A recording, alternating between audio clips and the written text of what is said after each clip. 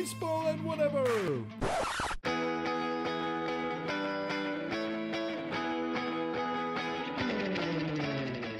With special guest, Jason Kendall. Kendall is running 3-2 pitch, swing and a miss, strike three, throw to second base. Kendall is safe. Jason getting his first stolen base of the year. Major League Baseball catcher for 15 years. Runner going 2-0 pitch, a strike. Kendall throw to second base, out at second. Benjamin with a tag. Renteria's caught stealing. What a perfect throw from Jason Kendall. Three-time All-Star and legendary Pittsburgh Pirate. Goes toward right center field. Look at this ball go to the gap.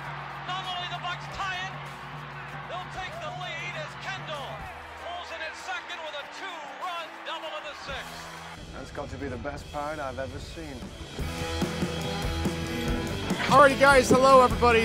Justin here, Vinny's here, baseball and whatever. We have a special edition. I probably said this the first time we had this guy on. If you would have told me in Little League and then in middle school and high school watching this guy's career as I grew up in Chicago, that I would get to talk to him and text with him and have him on the show, I would have said you're crazy. I would not have believed you, because who the hell are we, Vinny? I don't know. We're a bunch of nobodies. So anyway, we are lucky enough to be joined by Jason Kendall, MLB All-Star. You probably know him best as a Pittsburgh Pirate, also a Cub, Brewer, Oakland A. I still remember his Oakland A's days as well. He's been nice enough to join us again. Jason, thank you so much for coming back on, man. We appreciate it. No, you guys, thanks. Anything you guys need at any time, let me know. You guys you're good people, and Thank you. My pleasure. My pleasure. Well, thank you. Well, if you're tuning in for the first time, hell of a time to tune in. Like I said, we have Jason on. You can find us on YouTube at youtube.com/baseball and whatever. You can tweet us at baseball and what. Find us on your podcast apps of choice. And you can also tweet us at baseball and what. And the voicemail/text line, 1-913-808-3278. That number again is 1-913-808-3278. So, we're going to talk about a variety of things. We're talking about this year's, home run chase with Aaron Judge in the AL. We're going to talk about the '98 season, get Jason's perspective on what it was like in baseball. I mean, I know for me, that's when I was really into Little League. I think '98, I would have been turning 12, so I was pretty pumped. We're gonna and maybe a little bit about some managerial openings down the road. We'll talk about that too. But Vinny, since this was your brainchild, you kind of came up with this and pitched it. Go ahead, take it away, Vinny. Right. Jason, thanks for coming back on with us. I know last time. Where's Greg? He's got a lot going on right waiting now. for another kid. Another kid. He's Understanding. I know we talked about it before the show started. Parenthood is really tough. It is. Yeah. It's it doesn't get any easier. You know, I wish I could tell you guys, but it doesn't. Yeah, I kept thinking, like, before we had our daughter, I'm like looking around, I'm like, oh, these people have kids. Oh, that person has a kid. Okay, well, I definitely have my shit together more than that person. I got this, no problem. No, not really. Not really. Hanging on by a thread. Never ready for it. So, all right, let's get to the baseball talk, Vinny. Take it away. So, for me, the '98 season, the home run chase between Sosa and McGuire, that's how I pretty much got into baseball. And that season was just crazy. I just remember every day looking in to see the box scores to see if Sammy Sosa hit another home run. From your perspective playing in that, what was that season like, being a catcher and having to call games facing those two guys? What was that like? Number one, I guess it was loud when they did hit him. So I did have the best seat in the house. But no, you know what? They kind of brought baseball back. Yeah. From that 94 to 95 strike, and then had 96, 97 was, I don't want to say brought it back, but they brought the hype back. Because it wasn't a very cool chase, and obviously they're in the division, the Central Division. So no, it was exciting. What do I remember? I mean, I remember, obviously St. Louis and Wrigley are always packed anyhow. But I think the one thing that I do remember about that is everybody was talking about the home runs, but these guys were good hitters too. And obviously what you saw on ESPN, what you saw on, all the networks were just the home runs, because that's what everybody was into. But, you didn't see the slider down and away, driven into the right center gap. And I think that was what was more impressive to me from being there. And I look at it different because I was there, and I even watch baseball games a lot different than, I think anybody that's played baseball probably watches games a little different, just because I mean, I still watch the game today. I'm watching the Padres and Phillies right now, and would I do this? Would I do that? So I kind of watched it a little bit different. But I mean, those were the things that I remembered, I think, more than anything, because I mean, they weren't hitting 220, 230. Yeah. I mean, it wasn't like 350. It wasn't Tony Gwynn. But I mean, they were hitting they were getting their hits here. I mean, and obviously catching, going over the scouting reports before games. Obviously, the first thing is don't let these guys beat you. Yeah. When in doubt, walk. Walk them or pitch them tough, but they had good eyes. They obviously took their walks. They could hit the ball out of the ballpark, and I think more than anything, it was one of the things that I do remember more than anything was baseball being kind of just the hype of the whole thing.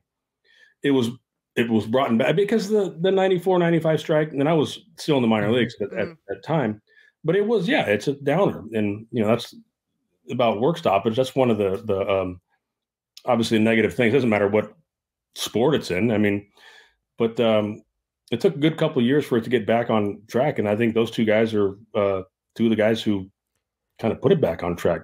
I know, like, it's funny you bring it up about them kind of putting it back on track. Like, I remember I started really getting into baseball, like, around 1995, because that's when I had previously been playing ice hockey, and then I took a break, started playing Little League and stuff, and I remember Cal Ripken's Iron Man streak. I was, like, completely enamored with that. I remember, Camden Yards being relatively new at the time and being such a cool stadium, at least from, a kid in Chicago never being. No, absolutely. And then, like I said, Cal Ripken is still, like, he was one of my favorites growing up. But yeah, I feel like that started to bring people back, and then the home run chase kind of like finished it off and kind of carried it. It's crazy. It's crazy what that did in order to get people back, because like you said, that strike was so damaging for such a decent period of time. So, well, I mean, it wasn't even. It was nationwide. I mean, it was worldwide news, because it was something. I mean, you look at the names that you're talking about. Maris and Ruth, and you're talking about names that everybody knows. Everybody, even if you're in, I don't. Say Germany somewhere. Yeah. Someone's going to tell you who Babe Ruth was, or I would assume. I don't know, but I mean, it's like Pele. I mean, any sport has their guys. Yep. And so it was worldwide news, and it was something cool. And I will tell a little story here too. Actually, remind me to tell a story, because after that year, I did go to Japan on the Major League All-Star tour that they did every 2 years, and Sosa was on our team. But I will just remind me to talk about that later, because it was pretty cool. Okay, sounds good to me. Sounds good. Knowing what we know now about that season and that, I guess, the steroid era, was it, I guess, known amongst players that some guys might have been using? Or I mean, because for me, I was 9 years old at the time. That went right over my head. Never suspected anything. I just thought these guys were great baseball players. So I was unaware of it until everything came out later. And obviously, a lot of people use they never tested positive for it. So I guess as a player's perspective, was it known that these guys might be doing something to kind of skirt the rules there to get an advantage? I don't, what? It's funny, because I have a completely different take on the whole steroid era. And it becomes like, I'm trying to think of what me and my brother, I might have been in third grade. He might've been in fourth grade. Well, one of our Christmas presents was we wanted to get the Sports Illustrated subscription. That was one of our Christmas presents. So we got it. And I remember as the first one we got was Lyle Alzado was on it.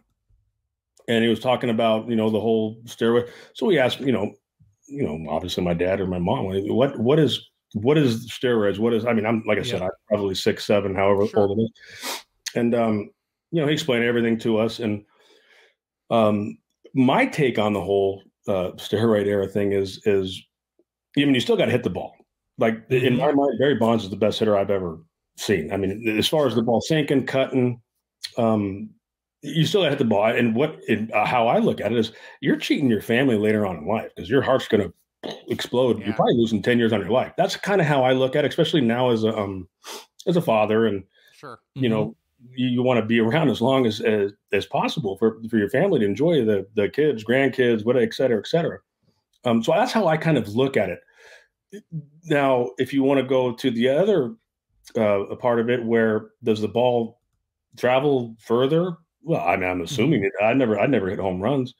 So I mean, I got an easy out on that one. Excuse my language, but you know, if you really, really look back and dissect it, you look back at the following year or the year after they started testing, and if you really, really dissect into it and jump into it and look, you can see who did it and who did not, because guys were. It wasn't like, oh, I have a strained hamstring, I'm going to be out for 6 days, or the 15-day DL. Oh, well, I guess it's the 10-day, whatever it is. Guys snap things. Their calf muscles, their arms, they were done for the year. I mean, I remember very like it was yesterday. Certain guys, trying to stretch a single and a double. Next thing you know, they're held up and they're done for the year. So if you really want to dive deep into it, you can see, because their muscles weren't ready for the wear and tear on a daily basis that it was the year before, because.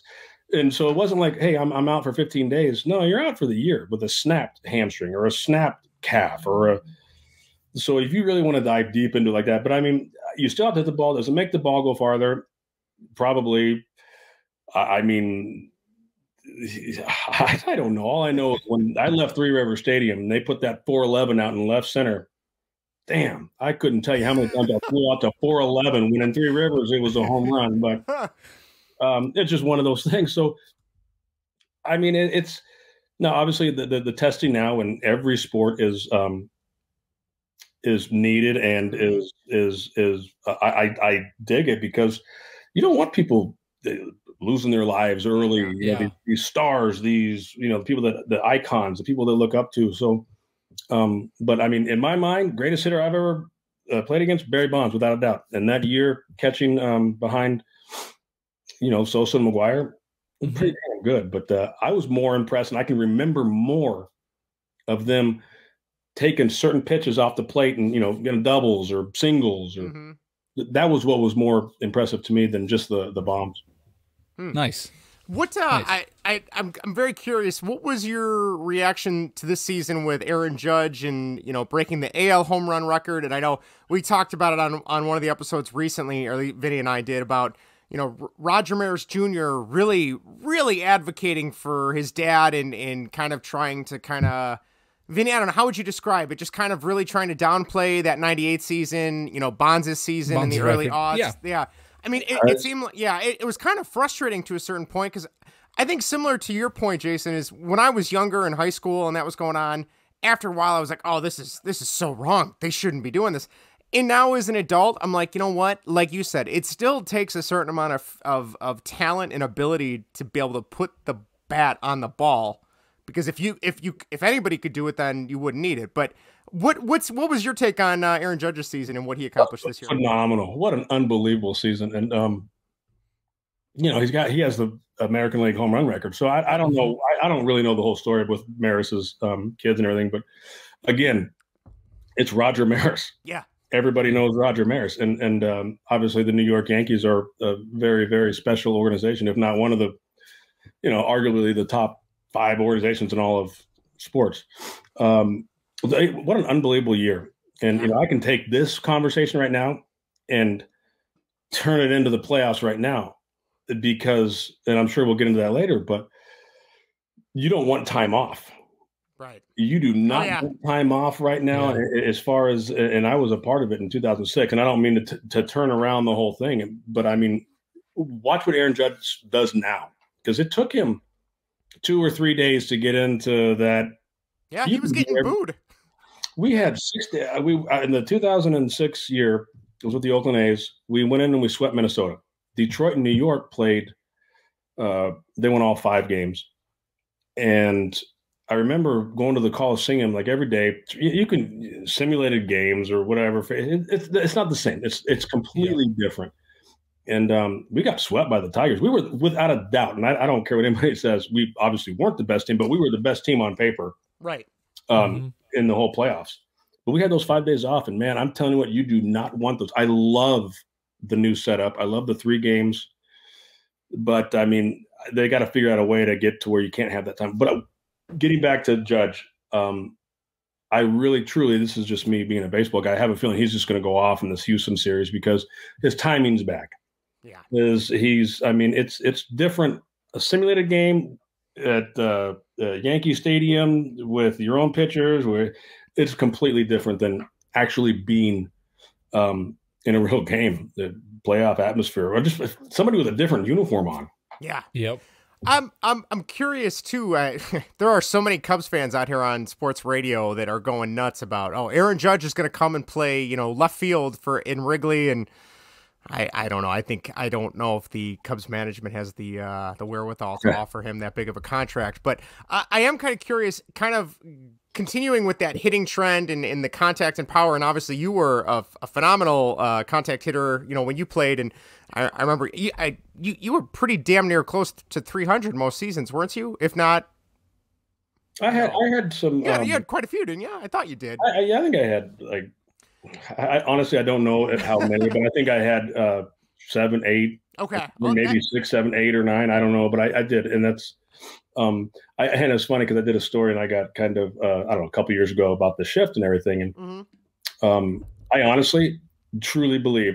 I think I don't know what it was. It was when the Astros, the whole cheating scandal. Oh yeah. And this is how good Major League Baseball players are at this level. Is if the whole cheating scandal thing, if I knew what was coming every day for every pitch, I knew what was coming from the first. Not to say that they did, because I don't know, and I know that's right. Yeah, you don't want to, dirty laundry or whatever. But if I knew what was coming up every time I went up to bat, I knew what was coming.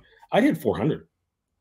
Now look at your George Brett, Tony Gwynn's, Mike Trout's. I mean, these guys would hit 550. Yeah, because they are that talented. Right. And I said something like that, and they're like, "Oh, Kendall would hit 400." No, I mean, I was a bat control guy. Getting to the shifts now. If I had the shifts when I was there, but I mean, you have to work on it. And I'll give you an example is Mike Moustakas. And I know I'm going all over the place, so stop. You're fine. You're kidding? This is like childhood dream here. So no, keep talking. No, so back in I don't even know what year it was. Mike Moustakas was he got sent down. He was hitting like 210, got sent back down to AAA, and came back up, and we really worked on him hitting the ball the other way because he had the big shift on. Ended up hitting 300, but we worked on it. We worked on it, and people, I go moves. So next thing you know, he's with Cincinnati. He's banged up now, but he's still playing. There's another guy that I'm not going to mention his name, but that's the same thing. Let's go out and work every day. Every day, let's go out and work. And no, I don't want to. Well, he's out of baseball. Sure. Both left-handed hitters, both. So you have to put the work into it. Now, I mean, when you see a cleanup guy saying, I can't bunt. Well, when was the last time you worked on it? The eye-hand coordination at that big league level is like fighter pilot stuff. I mean, that's the best way I can explain it. I mean, it's so good. That's why these guys are there. So I know I just took your whole show. No. You are fine. You are perfectly fine. Well, and I'm glad you brought that up too, even with the shift. But like, I in Chicago in particular, and I'm sure in New York they probably have this conversation, and maybe in LA, I don't know it quite as much there with the Dodgers. But like in Chicago, especially the Cubs, they cycle through hitting coaches like it's going out of style. We had, John Maley, and then Chili Davis, who I remember watching when I was a kid. And then you had Anthony Iapoce, and now they have Greg Brown, and the White Sox had Frank Menechino, and he was kind of taking some of the blame for some of the criticism this year.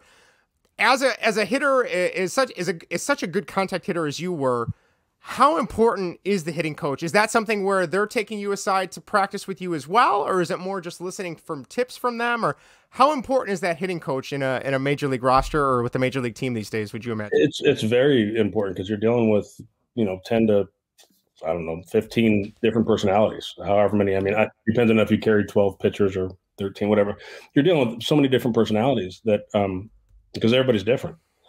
So it's very important. I mean, and it's like I was more of a when I was scuffling a little bit, I'd go and maybe do some early work, maybe.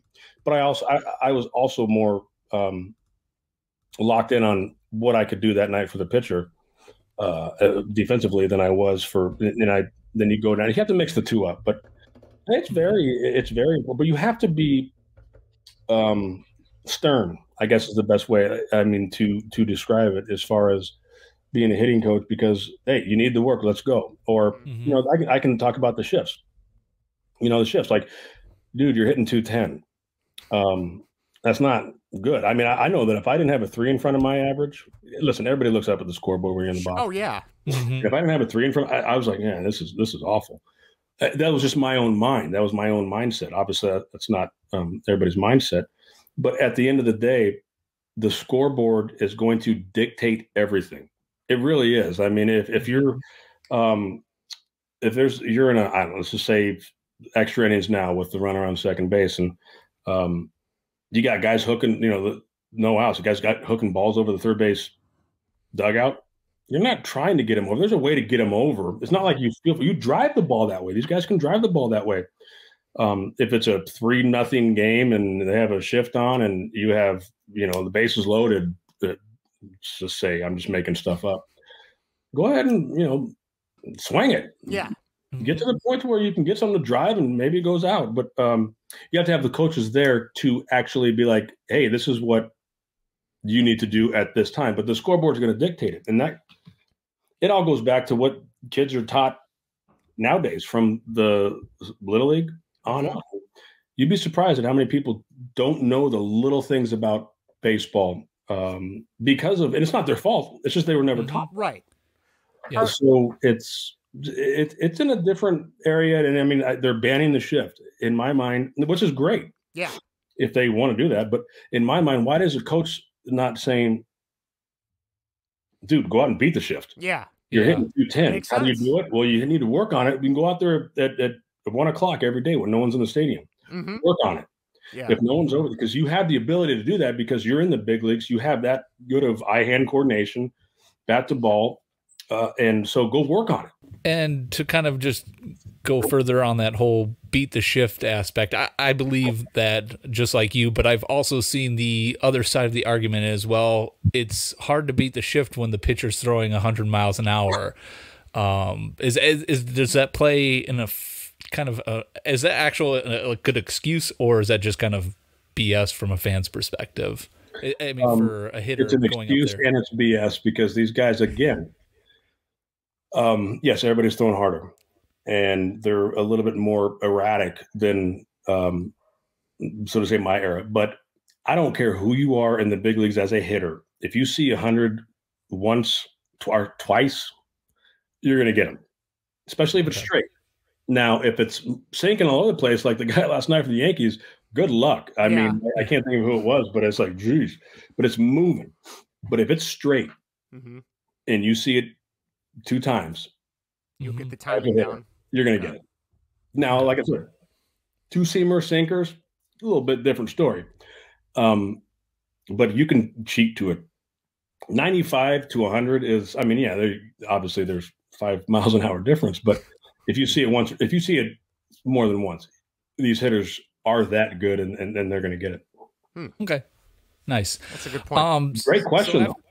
Oh, thanks. After our first interview, someone in our network had hoped that we had not brought this up, but your injury that you suffered in '99, I actually saw a video of it after someone had brought it up because I don't remember that. That was probably one of the worst injuries I've ever seen on a baseball diamond, bar none. But from rehabbing from a serious injury like that, are you at the team facilities? Do they send you as a specialist? Like, what is that process like from a player's perspective, having to rehab? Van Dam, you're 2 for 2, man. Great questions. No, you know what is as soon as I was able to fly, which took about a month after I did it, I went home.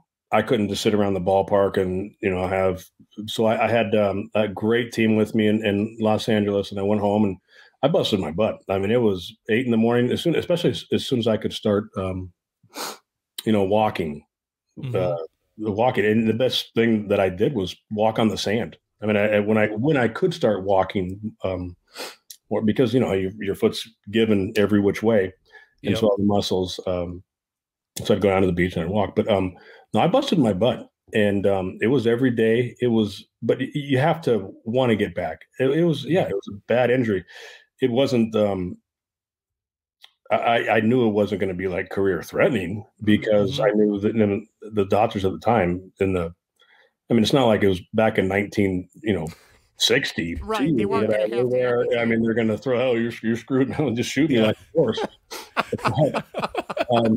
So no, I busted my butt, and I had good people around me, bottom line. And that was, it was one of those things that it was a freak accident. I've hit first base however many times before that happened. And I still, though, to this day, think I was safe. Yeah. That's close. Yeah, I was safe. I think it was if they had replay, I think he deserved it, right? If they had replay, if they had the high def replay, I'd want to go back and look at it.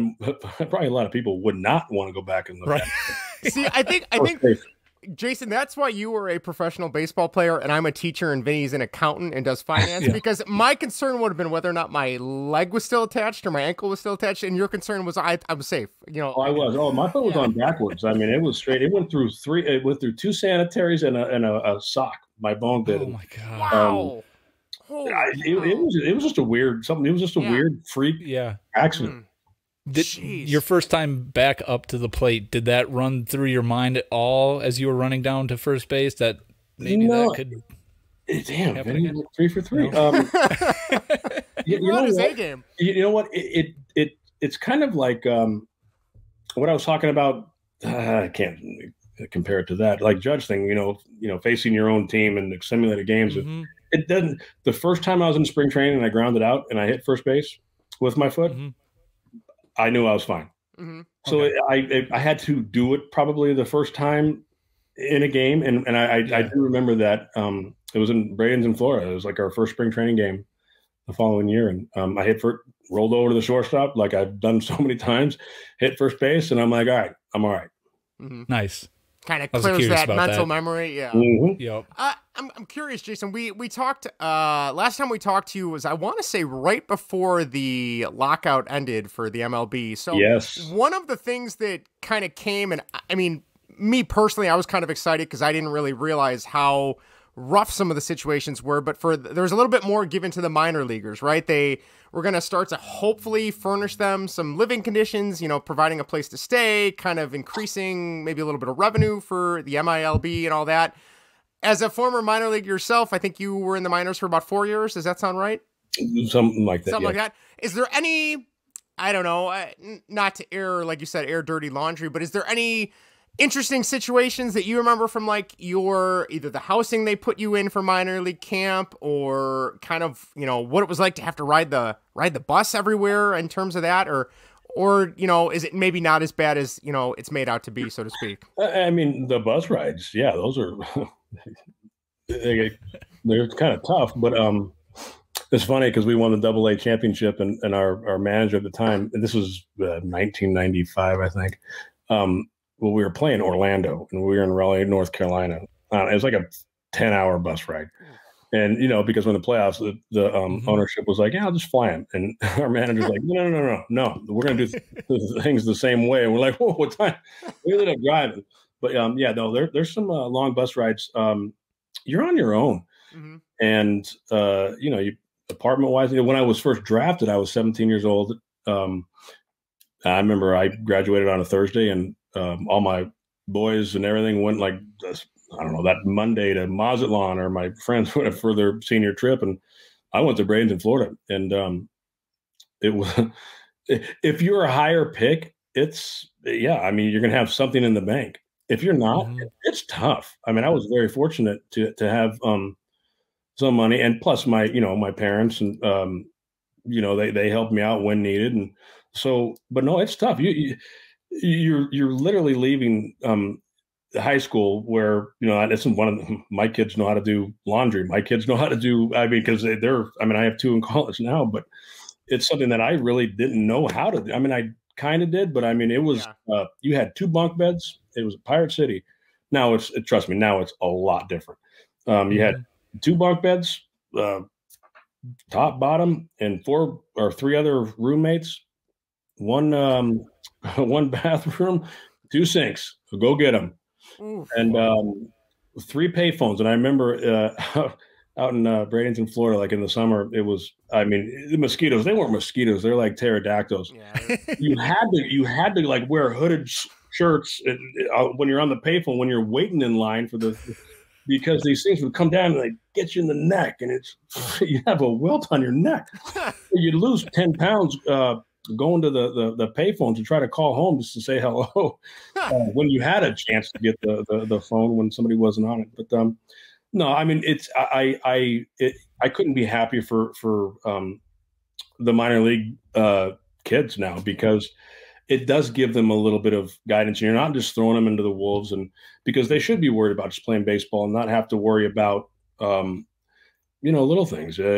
How do I get a couch in here because I don't have anything in here? How do I get a TV? I mean, it's because, I mean, obviously it's a different era, and obviously you have to look at that, but but it was also unbelievable learning experiences for me. I mean, it was things that I think kind of made me who I was. And you have to really, really love this game to be in the minor. And that's why when you hear these stories about players that, have spent so much time in the minor leagues and they get to the big leagues, it's the coolest thing to me ever, because I lived it. And, when they say, oh, he's spent 10 years in the minor leagues, man, that's an awesome story. I wish people would make more of a bigger thing about that, which I'm sure they do. But I mean, it's something really, really special, because it is a grind. It is a grind. And you have to learn how to put the game, your rest. You have to learn how to. It's kind of like college. I didn't go to college. My son's doing it right now, and it's like, hey, dude, you have to get your priorities straight. When can you do this? When can you do that? And when can you do this? And then focus it all around your schooling. As far as for my son, but for myself, it was baseball. I mean, like right now, my son's playing baseball at Washburn University, and it's like you have to make sure that you have your routine, I guess, to say, to where when are you going to spend time with your friends? When are you going to spend time, working out, et cetera, et cetera. But now today, everything's it's kind of set there for you. It's just a matter if you follow it or not. Yeah, it's definitely, I would imagine it's probably more regimented too, where there's less free time too. So you probably, try and keep them from getting in trouble and things like that.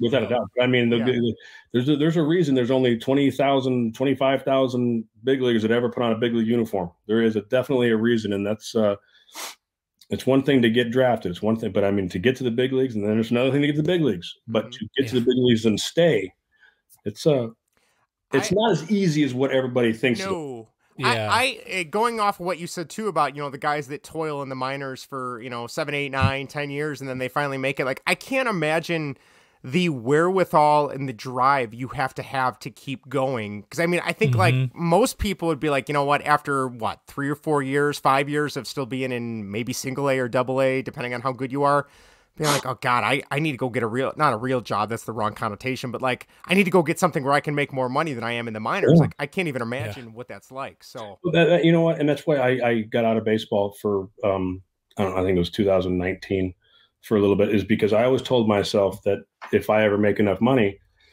to where I can, and I have kids, to where I don't have to do anything because I'll never forget. My dad played 12 years in the big leagues for the Padres, Red Sox, Indians.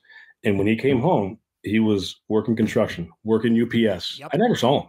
Yeah. And but those guys are also the ones who went through, I think he went through maybe 2 strikes and a lockout, or I can't think off the top of my head. But I mean, for the players to get the stuff that they got, in my era and today and everything. So it's one thing that, players now, they can't ever forget what the players before them did. Oh yeah. They paved the way for them, So that's a really good point. Yeah. Yeah. Go ahead, Vinny. You want to talk about managers?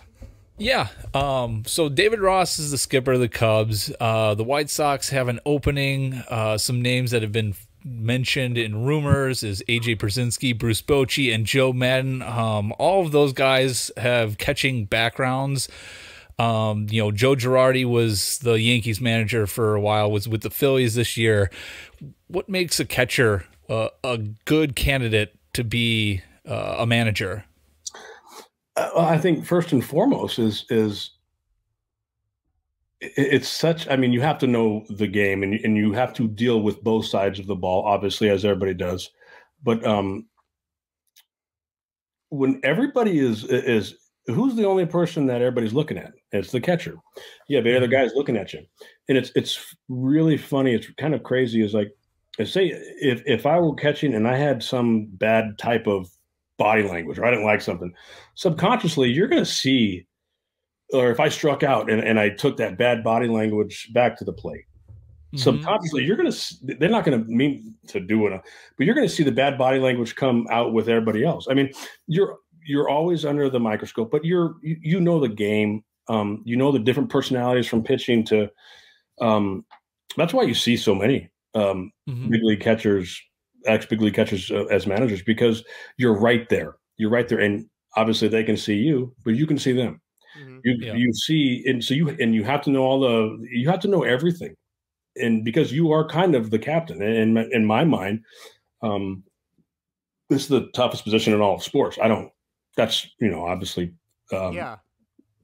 I did it, but I mean, it really is. It's you have to be a quarterback. You have to be able to go into the dugout and handle certain things, whether you see a guy not making an effort. You have to be able to do that. But I think first and foremost, you have to get the trust of your pitching staff. And I think we all know that I don't care what anybody says, pitching is the name of the game.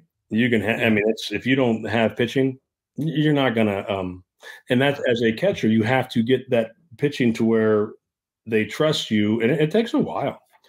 So yes, I mean, as far as the managing openings that are there, and the big league, the ex-big league catchers that are in, it just comes natural. The flow is a little bit more easier to them because they've been there, they've done that, and they know how to handle the pitchers, which makes and runs the game. I'm curious, since you brought up the playoffs, is there somebody you're kind of watching? Who do you think takes it the rest of the way? I know for me, I was so excited to see the Mariners make it. I really like Scott Service. I love that. Yeah, well, bringing no,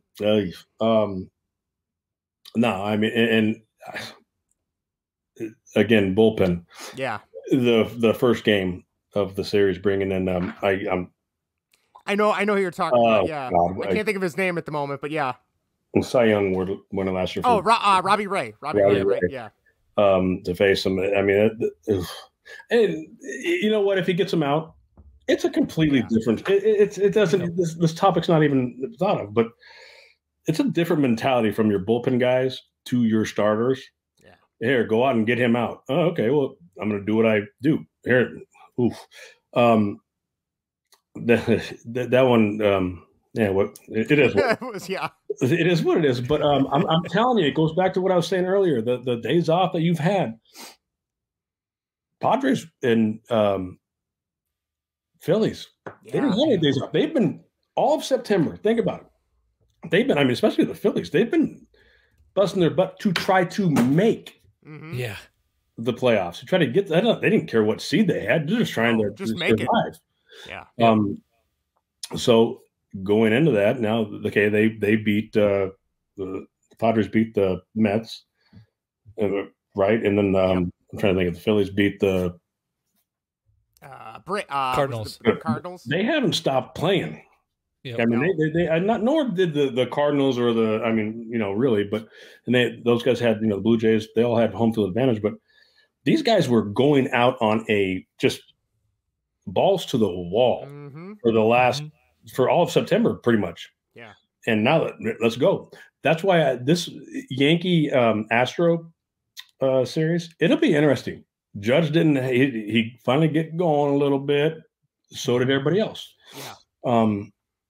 But they clinched the division last night, you don't have time to sit there and celebrate with champagne this, champagne that. It's go time the next day. Yeah. Let's go. Yeah. And because of all those rainouts, it's going to be straight. I think they said they had one travel day. I don't know. You're right. Yeah, that sounds about right. There. It's going to be interesting. I mean, the Astros, in my opinion, are probably the best team on paper and pitching and bullpen, but that's the beauty about the playoffs. It really is. It's anything can happen at any time, and you can get one guy hot.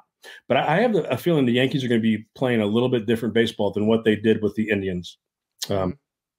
This next series coming up. But now, like the Phillies and Padres, man, you talk about, I will say the only thing that I can say that I truly believe is if Juan Soto gets hot and it's Juan Soto, which I don't think he has been. Not yet. He has been in San Diego. If Juan Soto gets hot, like if he's Juan Soto again, that was with the Washington Nationals. Yeah. Padres got the whole thing because in my mind, he's the best pure hitter in all the game. I would love to see, as somebody who, and I know we talked about Tony Gwynn earlier, who loved what Tony Gwynn could do. It's just so cool to see, and granted with the expanded wild card, it's so nice to see other teams besides your typical Yankees, Dodgers. No, that's the beauty about it, just getting there. Yeah. And I will say this, you know how I finally figured out how to get Tony Gwynn out? How's that? Throw a four-seam fastball right down the middle of the plate. He'll roll over to second base. The only way to get him out. Really? I beat out of my head. Like, I don't know how to get this guy out. Anything off the plate or on the black, knock, knock, knock, bomb. I'll never forget. I'm like, I was kicked away. I go, just throw a four-seam fastball down the middle, see what he does. Sure as can be, roll over to second base. Really? I still remember that season, him and Larry Walker were going back and forth they were like flirting with 400. And I just remember like, this is incredible to see, and then pretty impressive. Obviously it didn't pan out, but still they ended up really, really, really high betting for that season. It's fun to watch. Before we get you out of here, I have to ask, you mentioned your story about being in Japan. Okay. Yes. We got to hear that before we let you go. All right. So I know you guys are Chicago guys, and so this is 98, the McGuire, the home run chase, which this whole thing was supposed to be about. And I told you I apologize for. You're fine. You're fine. So we all go. Sosa's on the team, and we're out there, and he made a little bit more money than all of us. And McGuire had a little more. They offered McGuire a little more, and he said he didn't want it. But so Sosa's out there. Just what a good dude. Now I don't know him off the field. I just know him from those and playing against him. Sure. So we're playing our first game, and it's and something happened in the game where somebody threw something under somebody's neck, and I remember one of their players slid in a little hard. I think Nomar Garcia-Parra was playing second or shortstop at the time. I'm sorry. Okay. And it was like, all right, guys, we're out there it was our first game, having fun, this and that. Somebody got dropped. I can't remember who it was. And then one of their guys slid really, really hard into, put it this way, Ichiro wasn't even in Seattle yet. Wow. So this is that long ago. Okay. Yep. And then I think it's like a 1-1 game. It's a tie game in the last inning. I think we have one or two guys on, and Sosa gets buzzed. So now it's not, this ain't fun anymore. No, not anymore. Yeah. Competitive guys it's fun, but with timeout now. Now you get the starting, the testosterone going. So Sosa gets dropped, and so now we're chirping at them, and obviously they can't understand us, we can't understand them. But I mean, now it's like, all right, you woke us up. Yep. Next pitch, Sammy hits a ball to right field. I mean, I want to say like 15, 20 rows back. And it was like, you talk about like winning the World Series. This is supposed to be just a fun, exhibition style. Competitive. Yeah. And, it's great for them to see us and us to see them and da-da-da-da and how you doing? No, it was none of that. There were certain things that happened during the game, but Sosa hit a ball. I mean, we just went nuts. And he gets on home plate and, he just says, hey, thank you. Because it was weird because when you hit a home run or something, somebody was there to to give you a present or something like that. Oh, wow. It was funny. I can't remember the exact things, but he gets on and, they bows and gets like I don't know, roses or something like that. I don't know what it was. And then everybody just goes nuts. And so it was funny because they woke us up. I think that was my story, but we're talking about Sosa McGuire. And I'll never forget that is he got dropped. Somebody else earlier, like I said, got dropped, and somebody tried to crush Garcia Part second. And we're like, whoa, this is getting a little bit. Yeah. Now you have the guy that just took one of the guys that just took the world and made baseball this and that. And right. Boy, it was one of those goosebump moments. That you see, and it was just awesome. He took his roses, and then the rest of the team. It was just one of those. Like if you picture like the 1980 hockey team when they it was one of those type things, and this is supposed to be an exhibition game, so. Well, I mean that's like a hockey thing right there, where someone takes a run at one of your guys. You get you get that momentum. You get that like, all right, we're not putting up with this anymore. And like you said, it wasn't. I remember because a lot of the big league baseball here in America is it's the best that there is. I mean, it's the best in the world. And obviously, Japan and obviously they're all some good players, but it was like a 95. Higher by him right next to his whoa, wait a minute, who's this guy? And now that I think about it, who knows who it was? Hell, maybe it was Shohei. I don't know how old he was then, but I don't even know if he was probably like 10 then, but no, it was a cool moment. So that's my social story. That's awesome. That's a good one. Shohei's another one. I would take him. I would take him on as a Cub too any day of the week. But well, I'll tell you what a talent! Holy cow! I've never seen anything like it. I mean, I don't think anybody has, but no, I that's so feel special. Like it's like that little league or varsity that the guy that could play two positions because everyone did at that point, and then now to not only do it but to do it that well at the best league and the best level you can. You know what's more impressive to me is the days that he pitches and he hits. That's something cool because I mean there's so much that goes into a Major League Baseball game on a daily basis, and now you got to pitch and hit. I mean, there's so much preparation that goes into it that it's pretty impressive. Well, Jason, again, thank you so much. I'm sure we'll try and bother you again in the future. Whenever, guys, man. Because this has been awesome. Like you said, I would just be like, all right, let's just talk baseball for an hour, and we'd definitely we'd still need more time. So. Thank you again for giving us an hour of your time. Best of luck going forward, whatever you end up doing. I got my shirt, man. Yeah, if you're watching the video version of this, check out bonfire.com/baseball and whatever. You can get the same shirt Jason Kendall is wearing right now. If that's not enough reason to buy it, I don't know what is. So thank you again. We'll be in touch. Vinny, anything else before we say goodnight for the night? Nope. Just thanks again for coming on, Jason. Absolutely. Yes, guys. You guys are good. Appreciate it a ton, for sure. And very welcome. If you have any breaking news down the road, you need to break. You let us know. I'll shoot you a text. All right. Sounds good. All right. For Vinny, for me, there's Jason. We are Baseball and Whatever. Thanks again for listening, guys, and have a good night. See ya.